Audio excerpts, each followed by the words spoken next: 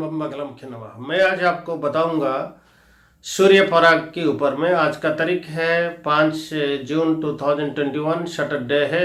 Time अभी 8 बजने वाले हैं, रात का है। आज बगलामुखी का हवन अनुष्ठान हो गया है। ये जो 10 तारीख को जून को आ रहा है, तो इसी दिन में क्या होगा ना, सूरज को राहु निगल लेगा। मतलब एक छाया ग्रह, एक ब्लैक होल आएगा। ब्लैक होल के सामने राहु चला जाएगा, वो उसको निगल लेगा। मतलब ब्लैक होल में जब वो चला जाएगा अंदर तो गायब हो जाता है। तो वो उस तरफ वो जब निकलता है तो वो अमेरिका की जो पूर्व उत्तरी अमेरिका है, मंगोलिया है, चाइना है, कोरिया है और पूरा यूरोप है, इन्हीं को दिखाई नहीं देगा, पर हम लोगों को दिखाई देगा। इसको कंकण आकृति सूर्य पराग बोलते हैं। मतलब कंकण का आकृति का, जैसे कंकण हाथ में पहनता है ना, वैसे राउंड टाइप का है ना, ये इस टाइप का। आधा भी थोड़ा सा दिखाई नहीं देगा, मतलब चार तरफ से रहेगा, आपको व्हाइट रहेगा, बीच में थोड़ा अंधेरा रहेगा। इस टाइप का कंकण आकृति, इसको सूर्य पराग हम लोग बोलते हैं। आप जब देखेंगे तो समझ जाएंगे, कंकण जैसे पहनते हैं ना, पैर में और हाथ में कंकण जैसे पहनते, गोल गोल रिंग टाइप का, इस टाइप का आपको दिखाई देगा ये सूर्य पराग। और सूर्य पराग में सबसे बड़े होते हैं कि जो बृहस्पतिवार को होगा, रोहिणी नक्षत्र वृषभ राशि में, चंद्रमा उसी समय में होगा और सूरज को राहु ग्रास कर लेगा। ये जो बृहस्पतिवार, आप जानते हैं कि अक्षय तृतीया का दिन में ये साल में आ गया शनिवार। अक्षय तृतीया में शनिवार होने से धन की हानि होता है, देश में लक्ष्मी च्युत हो जाता है, धन के अभाव होता है। धन, कृषि, वाणिज्य, व्यापार, इसमें थोड़ा कमी होता है और धन के अभाव होता है। शनि लक्ष्मी आपस में बैर रखते हैं, इसलिए शनिवार में अक्षय तृतीया लक्ष्मी की तिथि माना जाता है। इसलिए ये साल में अक्षय तृतीया में शनिवार आया, फिर बृहस्पतिवार में आ गया सूर्य पराग। ये अच्छा संयोग नहीं माना जाएगा, क्योंकि ये जो है, और वैसे ही उसी दिन का जो राशि नक्षत्र रहता है, रोहिणी नक्षत्र वृषभ राशि, जो कि भगवान कृष्ण की है, इसलिए धर्म की हानि होगा। क्योंकि धर्म ग्रह स्वयं बृहस्पति है और फाइनेंस एडमिनिस्ट्रेशन ग्रह, इसलिए एडमिनिस्ट्रेशन का अच्छा नहीं रहेगा, धर्म की हानि होगा। और ये यूरोप पर, मंगोलिया पर असर डालेगा, चीन पर डालेगा, कोरिया पर डालेगा। ये सब देश में महामारी युद्ध लग जाएगा और धन की हानि होगा, धन में आग लगा देंगे। पूरा इतना युद्ध में इनका आर्थिक मेरुदंड खराब हो जाएगा, स्थिति ठीक नहीं रहेगा, आर्थिक मेरुदंड दुर्बल हो जाएगा, इनकी स्थिति बिल्कुल फाइनेंशियल कंडीशन इन देशों में डाउन हो जाएगा। वैसे अमेरिका युद्ध में भी भाग ले जाएगा, पूरा यूरोप में भी युद्ध चलेगा, अमेरिका भी उसके साथ रहेगा, मंगोलिया रहेगा, चीन के साथ युद्ध शुरू हो जाएगा और कोरिया भी उसमें भी निपट लेंगे युद्ध में। और ये उत्तर ध्रुवीय, जो कि रूस की तरफ रहता है, उत्तर ध्रुवीय महासागर में रूस भी जाता है, इसलिए रूस भी इसमें भी पार्टिसिपेट करेगा युद्ध में। इसलिए जो 10 तारीख को जो आता है बृहस्पतिवार में, इसलिए अच्छा नहीं माना जाता। वैसे 10 का जो नंबर है वो सूरज का नंबर होता है और बृहस्पतिवार उसी दिन में भी आता है, इसलिए धर्म की हानि होगा और प्रचुर धन की हानि होने के साथ धर्म की भी पतन होगा। और ये जो बृहस्पति धर्मकारक ग्रह होते हैं, धर्म माना जाता है।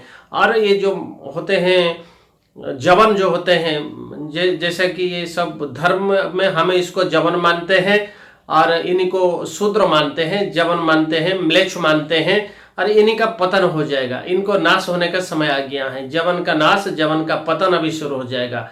इनको नहीं बचेंगे लोग, आपस में युद्ध लड़ेंगे और ये मर ही जाएंगे। जो मुसलमान जवन होते हैं ना, आपस में युद्ध लड़ेंगे और मर ही जाएंगे।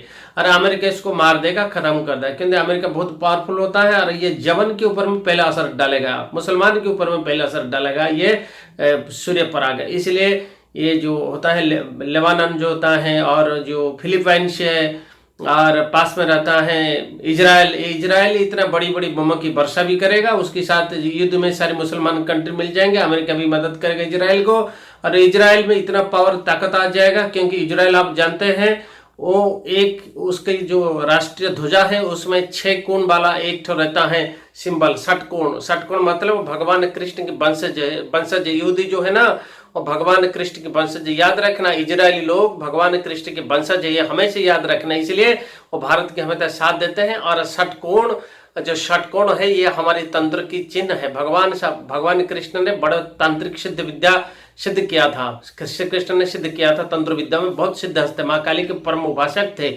इसीलिए श्री कृष्ण हमेशा षटकोण की जानते थे कि षटकोण क्या होता है। षटकोण का अमृत माना जाता है। इसलिए षटकोण जो है वो एक मतलब न हारने वाला और हर चीज में सफलता होने वाला एक प्रतीक होता है षटकोण। इसलिए पूजा पाठ, सनातन धर्म में हर चीज में षटकोण हम पहले ही पहले हम मंडल डालते हैं षटकोण को, उसके बाद पूजा हम शुरू करते हैं। और इजराइल वालों के षटकोण है, इसलिए इजराइल का शक्ति इसी ग्रह सूर्य पराग के बाद बहुत बढ़ जाएगा, करोड़ गुण बढ़ जाएगा। और इजराइल इतना बमबारी करेगा, इतना बम डालेगा कि सारी मुसलमान को तहस नहस कर देगा। पूरा मुसलमान त्राहिमाम त्राहिमाम बोलेंगे।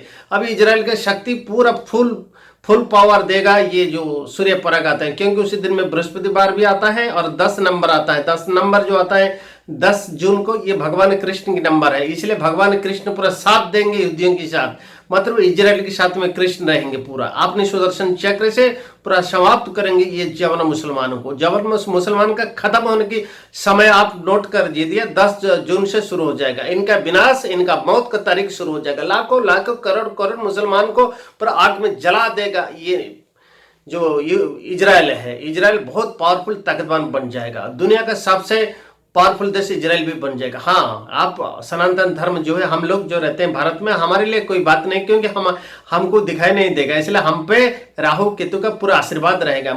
सूर्य पराग चंद्र ग्रहण 6 बार आता है साल में, चंद्र ग्रहण और सूर्य पराग। जैसा कि हर अमावस्या के दिन में नहीं होता सूर्य पराग, और चंद्र ग्रहण हर पूर्णिमा के दिन में नहीं होता, और वैसा ही पूर्णिमा में चंद्र ग्रहण और अमावस्या में सूर्य पराग होता है। अगले 10 जून 2021 बृहस्पतिवार को ये सूर्य पराग होने वाला है। ये सूर्य पराग पूर्व उत्तरी अमेरिका, मंगोलिया, चीन, कोरिया, पूरा यूरोप महादेश और जो उत्तर ध्रुवीय महासागर है जहाँ हिंदू सब रहते हैं, वहीं हिंदू सनातन धर्म के लोगों को पालन वो कर सकते हैं। उत्तर ध्रुवीय महासागर के पास में जो रहते हैं और इसी देश में जो हमारी सनातन धर्म के लोग रहते हैं, ये सब इसी को पालन करेंगे, इसी सूर्य पराग का। सूर्य पराग राहु सूर्य को ग्रास करते हैं। ये राहु क्या है, ये राहु कैसे ग्रास करता है इतना बड़ी सूर्य को, जाजुल्यमान पिंड को, मैं उसके बारे में थोड़ा हमारे सनातन धर्म के ऊपर में आलोकपात करूंगा। सनातन धर्म के बारे में थोड़ा बता देता हूँ। समुद्र मंथन में जब अमृत निकला था, अमृत को राहु छद्म वेश धारण करके देवता के अंदर में घुस गया था, और उसने अमृत को जब पान करने के लिए अपने मुंह में भर दिया था, तो भगवान विष्णु को पता चल गया, अपने सुदर्शन चक्र से उसको सर को धड़ से अलग कर दिया।